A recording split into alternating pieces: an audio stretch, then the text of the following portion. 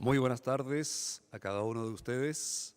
Nuevamente les damos la más cordial bienvenida ahora a la segunda jornada del Summit Chile para Latinoamérica y el Caribe en su día 1, reinventándose con innovación e impacto.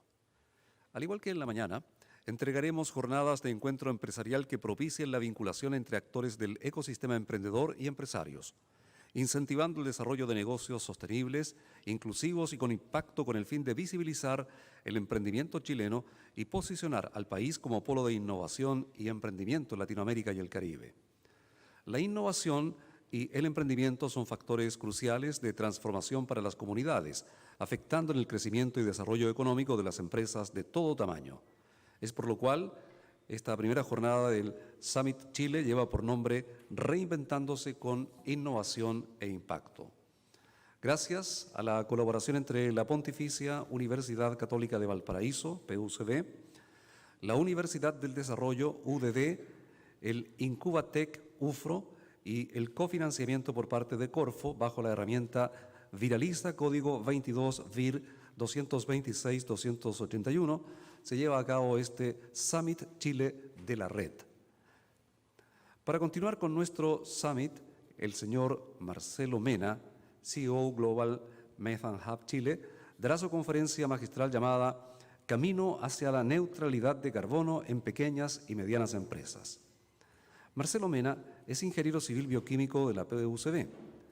Posee un Master of Science y doctorado en Ingeniería Ambiental de la Universidad de Iowa, postdoctorado en Mid Joint Program on the Science and Policy of Global Change. Fue subsecretario 2014 y ministro del Medio Ambiente 2017. Entre 2007 y 2014 se desempeñó como director de la Escuela de Ingeniería Ambiental y director del Centro de Investigación para la Sustentabilidad en la Universidad Andrés Bello.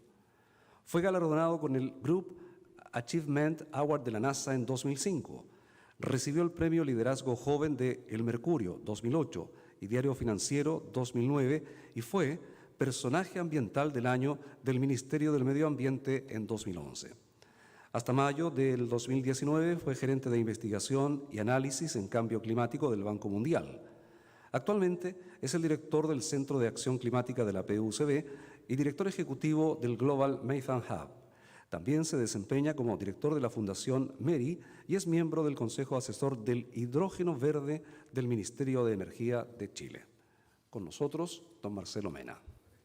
Muchas gracias entonces por la invitación y la oportunidad de poder compartir con ustedes. Quería empezar a tomarme el tiempo para que no me pase mucho y comentarles de que esta presentación tiene que ver con una serie de pensamientos que uno ha tenido y con cambios que ha incorporado el mismo mundo en la forma en la cual reacciona con respecto al tema del cambio climático. Pero solamente comentar que durante mi tiempo en el Banco Mundial una cosa que me llamó mucho la atención al entrar a ese edificio que dice que hay que superar la pobreza y que hay que mejorar los ingresos del 2/3 con menos ingresos, me llamó mucho la atención que uno de sus economistas jefes, Nicholas Stern, hablaba de que la superación de la pobreza y la lucha contra el cambio climático eran dos caras de una misma moneda y si no se enfrentaba a uno, se iba a fallar el otro también.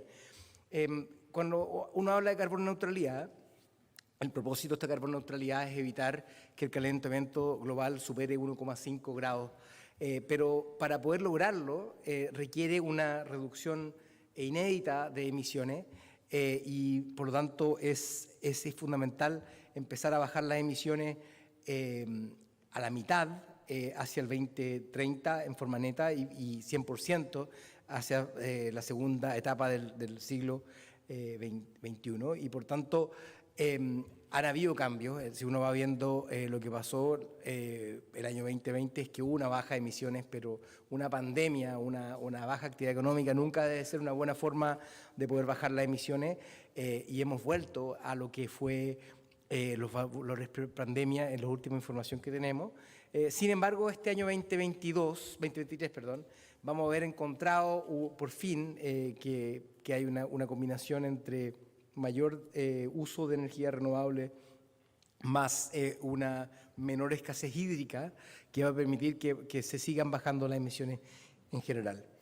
Ahora, lo que también es importante reconocer es que, bueno, que las cosas han mejorado, en el sentido de que el año 2018, en la cumbre climática de Katowice, en Polonia, si uno sumaba todos los compromisos que tenían los países entonces, iban a un mundo que superaba los 3 grados de calentamiento hacia el futuro.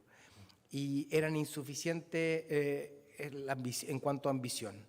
Sin embargo, la verdad es que ha cambiado la situación hoy día. Hoy día más de 80% de las emisiones globales están insertas dentro de países que han comprometido una carboneutralidad a distintos años, pero en definitiva al 2050, 2060, 2070, dependiendo de los países. Chile fue uno de los primeros países de tener ese compromiso, en Latinoamérica también, junto con Costa Rica, pero también el escenario Katowice 2018, con Estados Unidos fuera del Acuerdo de París, con China e India sin compromisos climáticos con respecto a eso, ha cambiado. Y por lo tanto, si uno puede también entender en este contexto, es que si bien seguimos desalineados con las metas del Acuerdo de París, si bien nos queda mucho por delante para estar alineados, los escenarios más catastróficos, más terribles, los de 4 grados de calentamiento, también los hemos sacado de la mesa y por lo tanto es importante reconocer algunas de las victorias, aunque insuficientes, que hemos tenido como planeta. También esto es reconocido como algo ya de las instituciones financieras más consolidadas. Lo que dice Kristalina Georgieva, con que me tocó el lujo de trabajar cuando estaba en el Banco Mundial como su asesor en cambio climático, tiene que ver con que se ve que hoy día el mundo entero, por razones múltiples post-COVID, tiene crisis económica, pero reconocer que la desigualdad es un tema que hay que enfrentar y que también podemos cambiar el curso hacia un puente, algo mejor, un mundo más equitativo, más verde, más sostenible, más inteligente y sobre todo más resiliente. Entonces hay una oportunidad de poder girar hacia lo que estamos destinados a tener como una economía altamente contaminada, altamente extractiva, hacia una economía distinta, de menores emisiones, desacoplando los impactos ambientales del crecimiento económico y el bienestar que se pueda brindar a las personas. Entonces, el año 2017, por ahí, 18, sale un estudio de New Climate Economy, justamente de Nicholas Stern, ya en la London School of Economics, con una serie de distintos políticos que han apoyado este trabajo, incluyendo el expresidente Lagos, por ejemplo, en donde se ve que el crecimiento en verde podría tener mucho más beneficios a las economías globales, mayor generación de empleo, menor contaminación, mayor inclusión y mayor crecimiento económico al final. Y eso fue un desafío importante porque por primera vez ya estaban las condiciones que se están dando suficientes como para poder dar cuenta de que la descarbonización era posible y que no necesariamente iba en contra de la economía. Entonces, a nivel global, la descarbonización es mejor que continuar igual. Pero también ha aparecido con el tiempo una serie de reconocimientos de que es importante invertir en adaptación al cambio climático, en el sentido que ha sido una de las acciones climáticas más postergadas. La adaptación al cambio climático tiene que ver con invertir para poder brindar nuestras inversiones, nuestras actividades económicas de los embates del cambio climático. Y hemos visto avances sustanciales en sistemas de alerta temprana. Hoy día podemos saber en 2 semanas de anticipación si es que va a llover, cuánto va a llover, y con el mismo tipo de precisión que teníamos quizás hace una década para 2 días de anticipación. Entonces hoy día, cuando un huracán se anticipa que puede impactar, podemos tomar resguardos para poder cuidarnos de eso, que antes teníamos mucho menos tiempo. El ejemplo más gráfico tiene que ver con el tifón Bola en el año 70, que en Bangladesh causó la muerte de 300.000 personas. Y hoy día, similares tipos de eventos pueden causar quizás la muerte de 10, 20 personas, que es mucho menos de lo que antes había. Pero también hoy día tenemos mucha más evidencia que invertir en la resiliencia climática es fundamental y trae mucho más beneficios que costos. Y el Banco Mundial empezó justamente a levantar información que daba cuenta de que cuando uno tenía infraestructura resiliente no solamente evitaba el daño de reponer simplemente en la infraestructura, sino que realmente cuando uno blindaba lo que esa infraestructura sustenta en cuanto a efecto económico. Y por lo tanto, como ejemplo, lo que ha llevado a cabo Aguas Andinas en las inversiones de resiliencia con respecto al suministro de agua potable, ha permitido que el impacto de los efectos que hemos tenido, de lluvias atemporales, de turbidez, sean mucho más acotados su impacto y que no se interrumpa el servicio, porque cuando se interrumpe el servicio hay restaurantes que no funcionan, fábricas que no pueden operar, y así en el tema de infraestructura portuaria pasa lo mismo, los impactos de que no llegue un producto o que no tengamos energía o que no tengamos capacidad de poder despachar carga, también tiene impactos mayores. Entonces, ese también es un gran avance que hemos tenido y aprendido como sistema económico. También en el tema de la resiliencia agrícola, la protección de los ecosistemas costeros, y hemos visto también de primera fuente, en primera línea, en la región de Valparaíso, lo que significa los embates del cambio climático hacia nuestra infraestructura y lo que puede significar el mal emplazamiento de proyectos inmobiliarios en específico con respecto a eso. Ahora, Chile, la carbono neutralidad, quiero destacar, es un anhelo, pero no es un fin en sí. De hecho, no sé si mucha gente sabe, pero nosotros fuimos carbono neutrales hasta el año 2003. Pero si uno se pregunta si el año 2003 Chile era un país sustentable, con una cobertura de agua de alcantarillado o tratamiento de agua muy inferior a la que era hoy día, con contaminación mucho más alta de las ciudades, con mucho menos renovables, mucho mayor dependencia de combustibles fósiles, en realidad era una carbono neutralidad que no necesariamente era un fin completo, y por lo tanto también es importante tener en cuenta que la carbono neutralidad es parte de una serie de otros requerimientos para un futuro más sustentable en el contexto de lo que son los objetivos de desarrollo sustentable también. Pero ha aumentado bastante las emisiones netas, y también, por cierto, si de nuestra carbono neutralidad depende que tengamos capturas de carbono propios de los bosques de Chile, y que significa que tengamos que frenar los incendios forestales, entonces tenemos que hacer lo suficiente para frenar esos incendios forestales. De lo contrario, año a año nuestra carbono neutralidad va a ser amenazada por esta pérdida de captura que hemos tenido. Pero en estos tiempos de mayor escepticismo frente al cambio climático, que ha aparecido en todos nuestros países. En Reino Unido, por ejemplo, un primer ministro que empieza a decir, la verdad es que no deberíamos seguir con nuestra carbono neutralidad. Sin embargo, tiene instituciones que sustentan que en realidad esto no puede ser parte de un libre arbitrio, de un cambio de criterio. Los compromisos climáticos de largo plazo, como el caso de Chile, mediante una ley, son fundamentales. Y para derogar estas leyes es fundamental tener una deliberación científica clara y transparente. Entonces, en este contexto, y para todos quienes encuentran esta duda que se ha generado paradojalmente en quizás el año de mayor impacto climático que ha tenido la humanidad, es la evidencia. Hoy día Chile tiene dos caminos a seguir. Uno, que es seguir igual, en el cual puede perder entre 8 y 27% de su PIB al 2050, es decir, 2 décadas de crecimiento económico se pueden perder, y este año el agro entiende que perdió casi 1.600 millones de dólares de su actividad económica, fruto de lo que fueron estas inundaciones este año.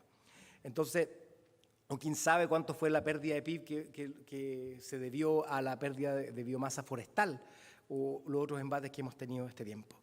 Pero al mismo tiempo, el Banco Mundial hizo un estudio en apoyo a la contribución nacional de Chile, en la cual muestra que el crecimiento económico que puede tener el país es mayor porque tiene un shock de inversión y de menores costos energéticos, el cual benefician a la economía del país. Esto fue un cambio que es gradual, pero que parte por una serie de reformas fundamentales. El año 2014 se decide por fin tener una política energética que no fuera determinada necesariamente por la incumbencia que muchas veces no quiere muchos cambios y que se ve beneficiada de la falta de competencia y de mayores costos energéticos. Y se inicia una verdadera revolución energética que tiene 3 pasos. Primero que todo, tiene un precio a la contaminación y por tanto un impuesto a la contaminación al carbono. Es una forma que y muchas veces nos preguntan cómo lo hicimos. Y en la práctica, efectivamente, poner un precio a la contaminación tiene sentido para un país que se vanagloria de crear una economía libre de mercado y por tanto la ausencia de un precio al carbono son distorsiones que no son aceptables dentro de las señales que quedamos con respecto a los precios de los combustibles, entre otras cosas. Pero también, por otro lado, a través de una institucionalidad ambiental que fue cada vez más sólida, fuimos capaces de poder tener una norma de emisión hacia las termoeléctricas en Chile. Y por tanto eso generó un costo adicional de la inversión en el tema de la generación eléctrica. Y esta foto, 2009, es real. El año 2009 no había monitoreo continuo, habían sistemas de control de emisiones, pero apagaban los sistemas de control de emisiones cuando no estaba la autoridad fiscalizando. Y con el reporte directo hacia la autoridad, hoy día la Superintendencia de Medio Ambiente recibe directamente cuáles son las emisiones. Ustedes, si quieren ver las emisiones de las termoeléctricas de Quintero Puchuncaví, están disponibles en línea y se van a encontrar con que están muy por bajo la norma. ¿Y por qué? Porque tienen un incentivo a ir más allá de la norma, porque el impuesto verde que se cobra en esa zona también da esos incentivos. Y la foto 2017 es una foto que tomé yo al visitar estas plantas posteriores. Están funcionando. No se cree que están funcionando, pero porque tienen mucho menores emisiones. Y en la práctica, si uno va viendo cómo fue la rebaja de las emisiones, esto es algo que el sector ambiental no ha celebrado con suficiente fuerza porque es un éxito real. Fueron más de $1.000 millones de inversión en control de emisiones y eso significó una reducción en torno a un 80% de las emisiones de material particulado del sector termoeléctrico, entre otras, con un crecimiento de este parque también. Pero uno de los temas que me gusta más y que encuentro interesante, se pierden un poco los datos, pero en el sector agroindustrial hubo cambios importantes que se llevaron a cabo. Sin que nosotros supiéramos diseñar este impuesto verde, nos dimos cuenta que habían grandes consumos de carbón sin control de emisiones para empresas como Yansa o Agrosi o entre otras, que en el corto plazo cambiaron sus procesos productivos y bajaron significativamente sus emisiones y hoy día emiten 95% menos de lo que emitían también en ese sector. Son transformaciones que fueron muy importantes, pero que tienen que ver con reconocer el daño a la salud que causa la actividad económica y cobrársela a quienes la están causando. Entonces, es primero que todo, una cuestión que es una paradoja, pero el gran éxito que tuvo la reforma energética chilena tuvo que ver con que fueron fundamentalmente principios de mercado. Incorporar más actores a través de subasta, incorporar el precio de la contaminación, a través de la operación con el impuesto verde y incorporación del daño a la salud a través de normas obligatorias de emisión que permitieran aumentar el costo capital, lo que significó en lo sucesivo, de que el cierre de termoeléctricas a carbón fuera un paso natural hacia adelante. Y ese cambio, no son muchos los países de verdad que han pasado de 45% de energía a carbón, de lo que era Chile en su pico el año 2013, a que hoy día esté bajo el 20% y que haya sido superada la energía a carbón por la energía renovable. Entonces les quiero comentar algunas 4 tendencias que son súper interesantes y que algunas veces están avanzando más rápido de lo que uno puede pensar. Primero que todo, la energía nueva más barata del mundo es renovable, ¿ya? Eso es un hecho cierto. Eso en Chile ha sido algo real desde el año 2014, pero en otros lugares se demoró un poquito más en llegar a eso mismo. Es por lo mismo que la Agencia Internacional de Energía proyecta que 95% de lo que se instale a nivel global en energía renovable, de energía eléctrica del mundo va a ser renovable. Y eso está pasando. El último año fue 85%, creo. Por otro lado, construir centrales renovables nuevas es más barato que continuar operando termoeléctricas convencionales. Eso también es otro hecho y por lo tanto, por eso el plan de inversiones de las empresas en Chile, incluso las más convencionales, son fundamentalmente renovables no convencionales. Pero lo tercer movimiento muy potente que está pasando es que el precio de las baterías eléctricas se ha desplomado. Y eso va a gatillar un nuevo ciclo de revoluciones energéticas que va a permitir que ese punto que le gusta decir la incumbencia con respecto a las renovables, de que las energías renovables son intermitentes y poco confiables, va a empezar a debilitarse. Y al contrario, uno debería preguntarse qué tanta estabilidad económica está dando los combustibles fósiles con los shocks permanentes que tienen al precio y por tanto una inversión en renovables es mucho mejor a la estabilidad económica de los países, entendiendo que hoy día 90% de la población vive en países pobres en combustibles fósiles. Sin embargo, esos países muchas veces son países ricos en energías renovables.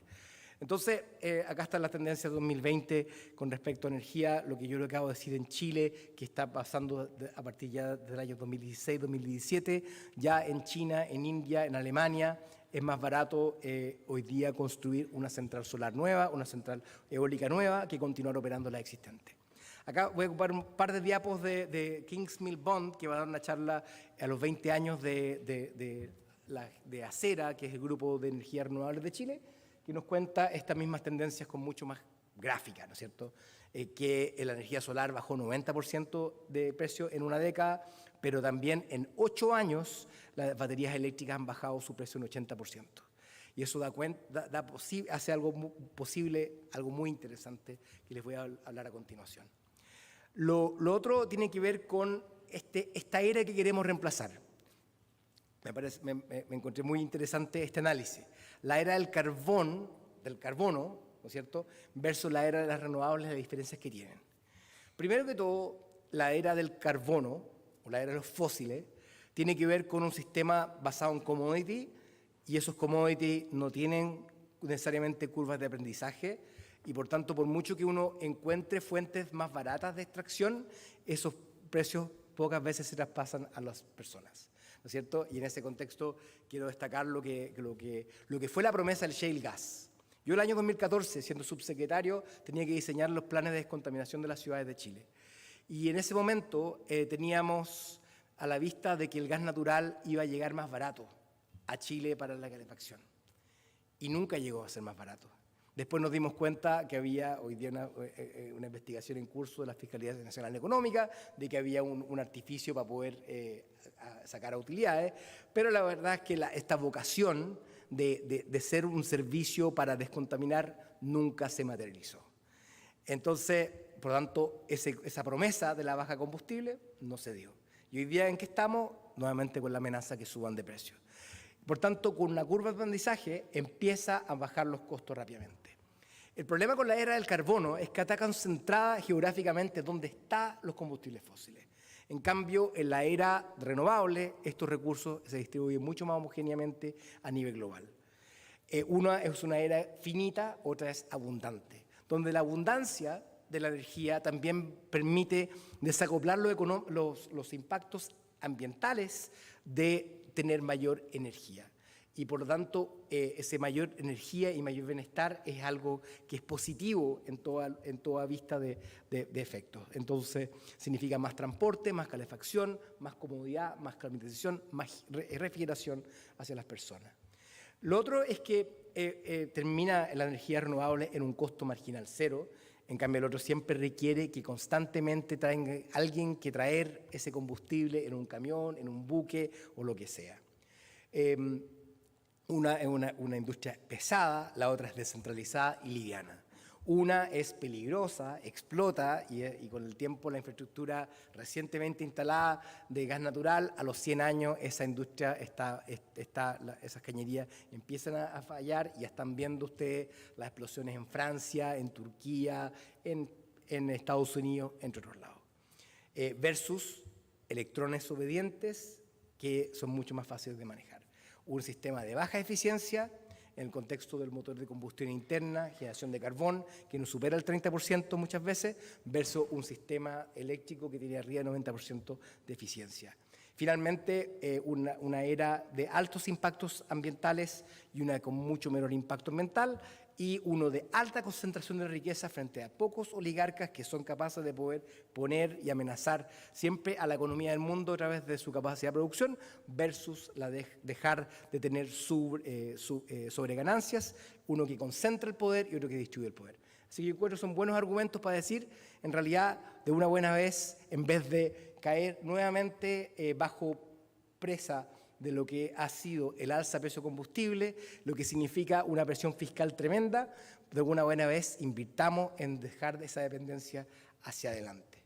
Chile, por ejemplo, y al igual que todos los países del mundo, el año 2021, en la cumbre de Glasgow, dice, nosotros vamos a dejar de subsidiar los combustibles fósiles, y el año siguiente el mundo entero duplicó su subsidio de combustibles fósiles, y en Chile, en promedio, cada vehículo recibió un subsidio en torno a 500.000 pesos en un año. Entonces, es una tremenda mala forma de poder llevar a cabo el control del gasto fiscal. En este contexto, también quiero destacar cosas que son fundamentales que reconozcamos también. El gas natural se va a plantear como una solución hacia el reemplazo del carbón. Pero el gas natural solamente es una solución si es que la baja en la extracción, si es que las fugas en su extracción son mínimas. Y por lo tanto, para tener en cuenta eso, el gas natural puede significar, puede ser peor que el carbón si es que la fuente de la cual se obtiene es altamente fugante. Y por lo tanto, es fundamental que los países que importan gas natural exijan a quienes le proveen el gas natural de cuáles son las tasas de fuga, y estas tasas de fuga no van a ser autodeclaradas porque hay un sistema de satélites que va a permitir validar que esa información sea correcta hacia adelante. Algunas cosas que también dan esperanza, y hoy día el artículo de The Economist con respecto al proteccionismo verde sale el proyecto Cerro Dominador. El proyecto Cerro Dominador cambia el paradigma porque, a diferencia de la energía solar fotovoltaica que termina su suministro de energía cuando se pone el sol, a menos que tengamos otra forma de almacenamiento, es un sistema que es capaz de poder tener una mayor inercia que permite generar energía más horas al día. Y en la práctica, si somos capaces de tener suficientes incentivos hacia este tipo de energía, puede llegar a ser más barato de lo que estamos pagando hoy día por un sistema que es ultra barato de día, pero que terminamos pagando el diésel de noche y que encarece los costos de energía. También el tema de la energía de baterías, como les comentaba, que vienen a la baja en su precio y que van a dar sorpresas. Lo tercero, otras oportunidades como bombeo y almacenamiento, que son proyectos como el proyecto Valhalla, que con los correctos incentivos podría significar en el norte de Chile tener un sistema que bombea agua de día hacia un almacenamiento de larga duración de unos 7 días de energía, y que de noche esa agua que está bombeada en el borde costero pueda ser capaz de poder generar energía hidroeléctrica con agua de mar, y así poder tener una energía solar 24/7 con este almacenamiento. Todo lo que les describo significa una mayor inversión hacia adelante. Hay muchos actores que creen que este matriz 100% renovable no solamente es una necesidad, sino que es un beneficio también hacia la inversión, de transformar lo que hoy día gastamos en combustibles en una inversión en mayor empleo y crecimiento por esta infraestructura nueva que tiene que instalarse. En ese contexto, es muy positivo lo que está planeando el gobierno con respecto a eso. Y quizás han visto algunas discusiones que se han dado entre actores incumbentes y el ministro de Energía recientemente en Chile Day, en el cual qué tanto apoyo debería entregar el Ministerio de Energía hacia las energías renovables no convencionales. Y dejar atrás lo que se entiende como un paradigma histórico, el paradigma de tener neutralidad tecnológica, de no definir cuáles son las tecnologías mejores. Y en ese contexto viene una subasta de almacenamiento que va a gatillar en torno a 1.500 mega de baterías eléctricas en general. Y mi anticipación es que este tipo de subastas energéticas va a ser mucho más barato de lo que estamos hoy día acostumbrados a pagar por el carbón o por el diésel. Así que va a ser un buen cambio. Tanto ha sido la presión de que incluso el coordinador eléctrico está haciendo un estudio para poder ser lo que es una matriz 100% renovable hacia adelante. Ahora, cuando me preguntaban afuera por qué es importante venir a Chile a lo que es una summit, es que también, bueno, no es China, evidentemente, en cuanto a lo que es la cantidad de electromovilidad. Tuve las últimas 2 semanas allá y el hecho de que 40% de los vehículos que se venden sean eléctricos, se nota, están ahí, no son de utilería. Pero también en Santiago no son de utilería los buses eléctricos, que llevan más de 6 años circulando y que han permitido también rebajar los costos de energía y de transporte hacia el sistema operativo de Transantiago, que siempre ha tenido un cierto déficit. Cada kilómetro recorrido por el sistema eléctrico ahorra al operador en torno a $0.50. Y por lo tanto los 80.000 kilómetros que recorre un bus del Transantiago eléctrico permite recuperar la inversión, que al mismo tiempo está bajando la brecha.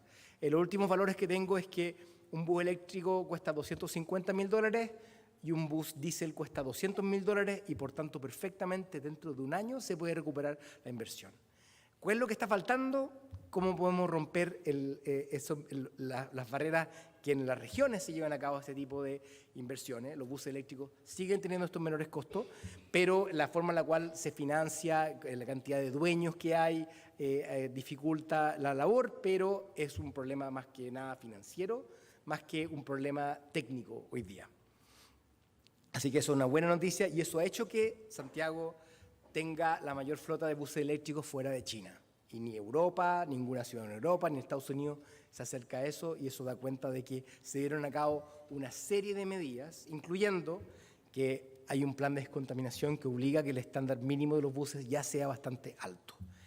En resumen, ¿qué pasó el último año también en Chile con respecto a esto? Energía renovable, llegaron a un pico horario de suministrar 61% de la energía, eso fue el año pasado. Este año probablemente cuando empiece ya el sol a brillar más fuerte, ya tirado para diciembre, vamos a estar en torno al 80% de la energía PIC en Chile sea renovable.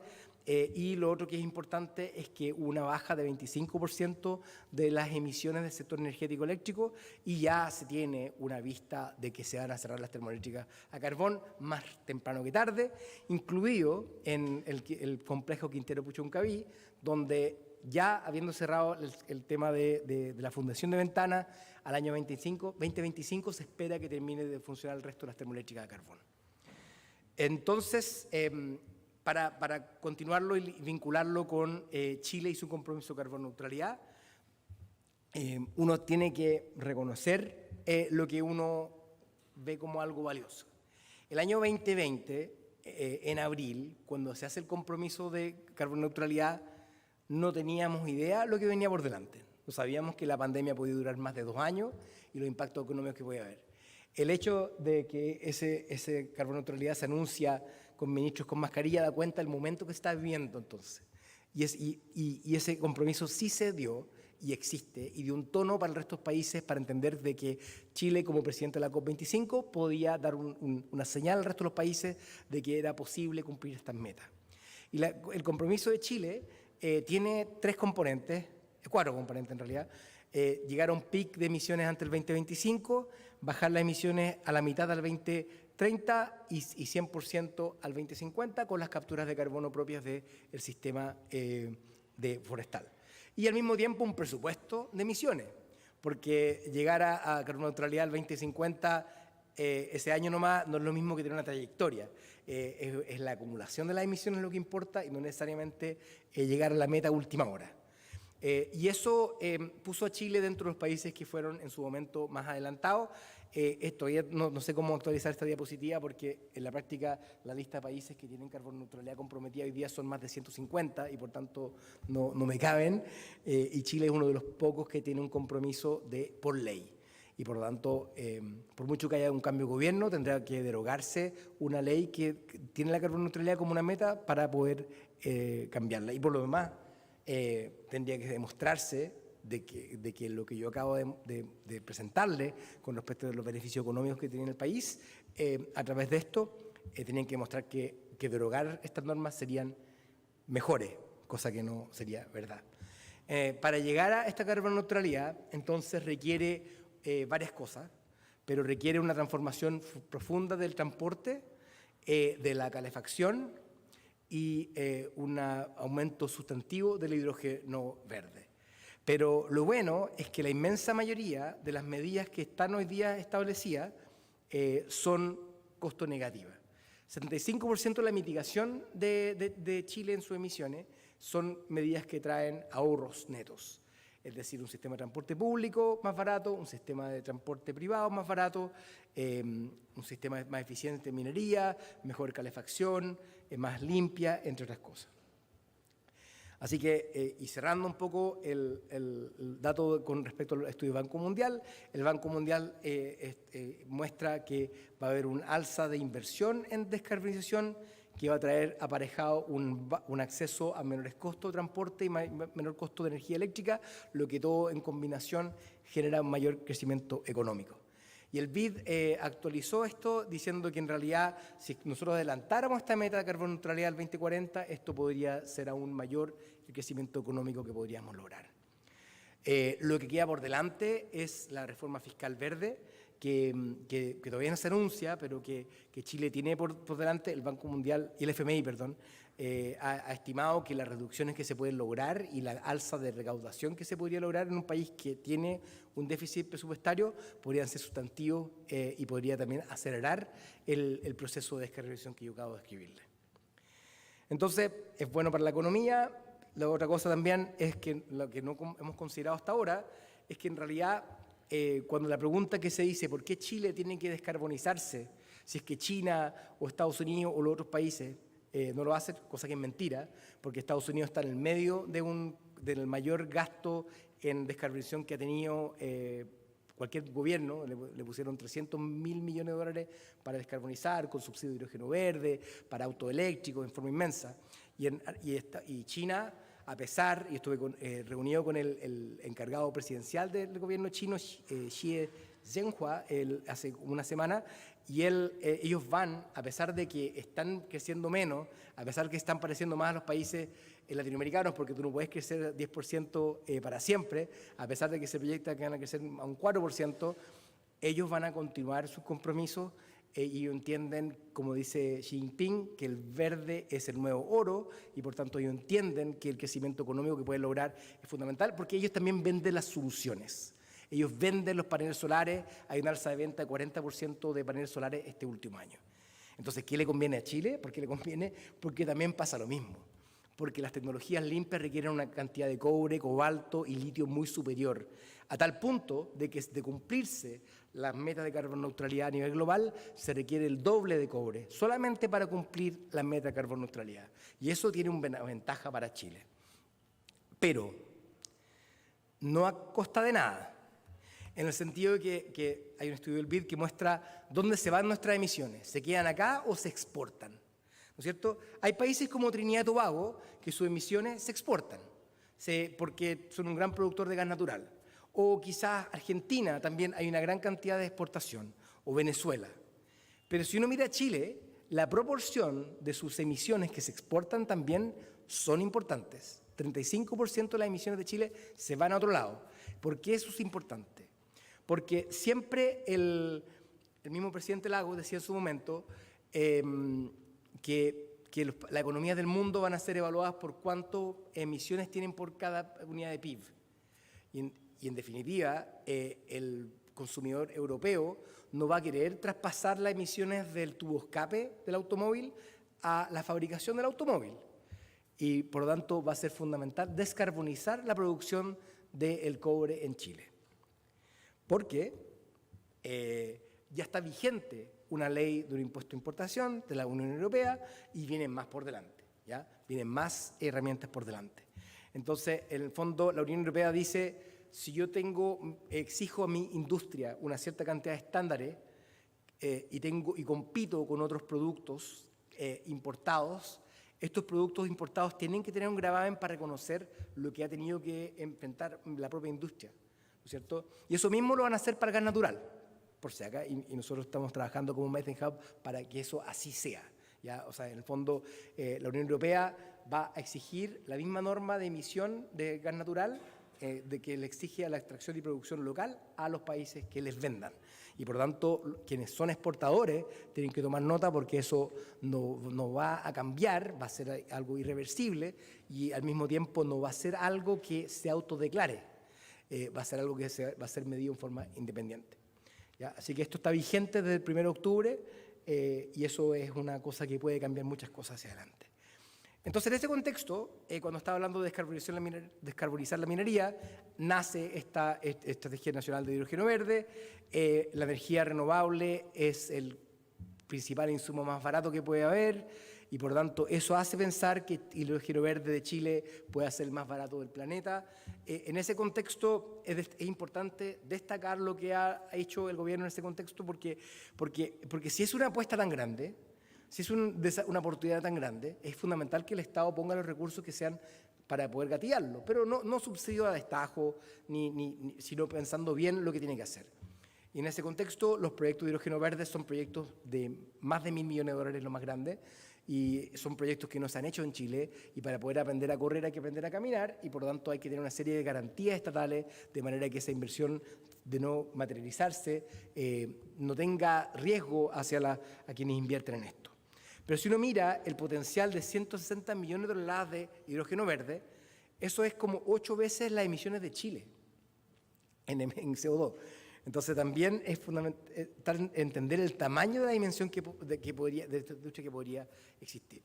Y eso va a significar una inversión en torno a $330.000 millones en energías renovables. Lo que está faltando, y lo que uno puede reconocer, es que también este tipo de inversiones requiere un buen ordenamiento territorial, tiene que cambiar el paradigma de que no se vea como un desarrollo de costo de las comunidades. Es el desafío que ha tenido Chile en la respuesta de las comunidades frente al hidrógeno verde por el inmenso tamaño de esta operación que se está pensando. Eso.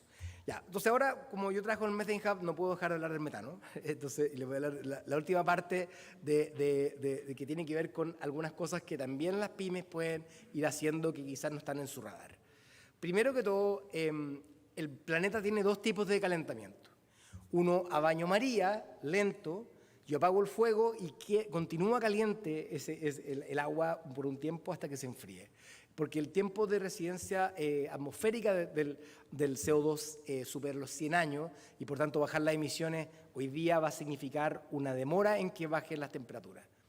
En cambio, el metano es un compuesto de corta vida y su efecto en la práctica es de los últimos 12 años. Son emisiones mucho más recientes. Si yo apago eso es como apagar un soplete que está encima de ese baño María y por tanto uno puede bajar 0,5 grados rápidamente. Y eso cuando uno ha visto el daño climático del año 2022 versus 2023, en donde la diferencia es 0,1 grado, nos damos cuenta que ese 0,1 grado es importante, ¿no es cierto? Entonces, Chile ha tenido emisiones de metano importantes, pero fundamentalmente es estos residuos. Pero lo que nos permite el metano, a diferencia del CO2 verde, es que en realidad lo que pensamos que funcionaba perfecto no funcionaba tan bien, ¿ya? Entonces, por ejemplo, nos dimos cuenta que el relleno sanitario de Buenos Aires tenía 28 toneladas de metano por hora. Eso en plata son como $100 millones al año en gas natural. Solamente paso el aviso, son mucha plata que se está perdiendo, mucha contaminación necesaria. No creo que los vecinos de acá, perdón, no sé por qué los vecinos de acá estén muy felices con respirar los malos olores de ese relleno sanitario, y eso equivale a 1,4 millones de autos. O sea, en un punto ese relleno sanitario tiene ese problema. Nosotros vía nuestra colaboración con la institución que se llama Carbon Mapper, que está lanzando un satélite este próximo año, estamos rastreando las grandes fuentes de metano a nivel global. Tenemos también el tema del sistema alimentario en general. 40% de las emisiones son del sector de gas natural, pero también la producción de alimentos causa una gran cantidad de emisiones y la mitad de las emisiones de metano, la mitad de las emisiones de CO2 del sistema alimentario proviene de alimentos que nunca nadie consume. Y por lo tanto van a empezar a ver pronto una presión cada vez más clara de evitar las pérdidas de alimentos en la cadena productiva, ya sea antes del consumidor y postconsumidor. Hay algunas soluciones que se pueden hacer y estamos trabajando y apoyando esa. Una de ellas es el banca de alimentos. Las bancas de alimentos son súper importantes. Hoy día hay incentivos perversos para destruir los alimentos en vez de reutilizarlos. Y por tanto estamos trabajando como Methane Hub financiando a distintos grupos como Global Food Banking Network. También estamos ayudando para desarrollar sistemas de compostaje, mejor sistemas de refrigeración en la producción. Y también iniciativas como las que en Chile existen, que tienen que ver con la transformación de alimentos, de residuos orgánicos de alimentos, como lo que come mi perro, ¿no es cierto?, que se llama Circular Pet, y ahí está comiendo su alimento hecho de harina de moscas. Igual, y bueno, obviamente uno nunca le daría al perro lo que uno no come. Así que ahí estamos probando las larvas de moscas junto con mi amigo Christian Emhardt, que tiene esta fábrica que es muy fascinante, que está en la 7ª región. Y al mismo tiempo están expandiendo esta producción hacia la salmonicultura en reemplazo de la harina de pescado, y hoy día hay proyectos como Circular Trout, si algunas veces le interesa comer una trucha sin tanto culpa por los impactos ambientales. Finalmente, el tema de la agricultura va a ser fundamental y no podemos dejar de lado de pensar de que el metano en la producción ganadera es fundamental, pero también entender de que podemos mejorar sustancialmente la productividad. Acá no estamos locos como para poder irnos en contra de la producción ganadera. Al contrario, lo que tenemos que hacer es bajar las emisiones y al mismo tiempo mejorar la productividad. Y por lo tanto, un animal en Sudamérica probablemente emite 3 veces más que uno en Europa o en Norteamérica, y por lo tanto con la mejor alimentación se puede mejorar eso. Pero al mismo tiempo estamos trabajando en sistemas de inhibidores de metano, vacunas de metanogénicas, para poder cambiar la forma en la cual se produce leche y carne en el animal, para poder tener un alineamiento entre una menor emisión de metano con una mayor productividad que traiga una ventaja al productor, porque hoy día las soluciones de mitigación de metano en el sector agrícola no son costo efectivas. Pero en definitiva, primero que todo, ¿por qué conviene a una pyme la carboneutralidad? Incertidumbre de costo operativo. Yo creo que a ninguno de ustedes le interesa no saber ni controlar cuáles son los costos. Entonces, este argumento ni siquiera es moral, ni siquiera es ambiental. Esto es estrictamente lo que interesa. Puede acceder a energía y transporte más barato. Y en Chile el modelo es mucho más replicable que otros lados. No sé si le ha tocado pedir un Uber en Santiago, pero hay Uber eléctrico. Y a diferencia de en California, que da la señal equivocada, que es más caro, es más barato. ¿Por qué es más barato? Y al final del día, un vehículo que recorre 50.000 kilómetros al año es un problema financiero estrictamente. Y todas las veces, y los invito a conversar con esos conductores de Uber, ellos tienen una cuota que, sumada al ahorro de combustible, es absolutamente más barato que lo que pagaban antes. Y por tanto, ellos no están esperando un payback de 10 años, porque se estructuró la forma en la cual simplemente pagan más barato el primer momento que están hoy día haciendo andar ese vehículo eléctrico. Una oportunidad de contribuir a la economía circular. Evidentemente, con banca de alimentos, con sistemas de valorización de residuos, hay oportunidades que realmente pueden contribuir hacia ello. La gente de Agua Andina, estoy seguro que van a poder profundizar en eso. Y también oportunidad de poder acceder a mejores mercados que hoy día están exigiendo esto. Esa sería mi charla y muchas gracias por el tiempo.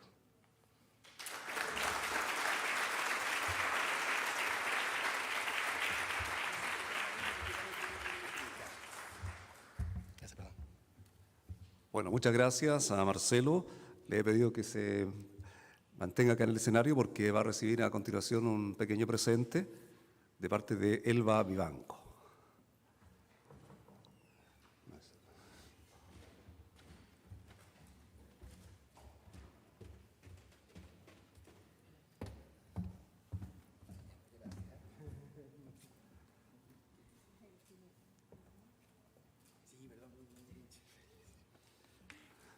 Bueno, muchas gracias nuevamente a Marcelo Mena por su exposición y explicarnos cómo poder lograr la carbono neutralidad teniendo metas cada vez más ambiciosas, tanto en Chile como a nivel mundial.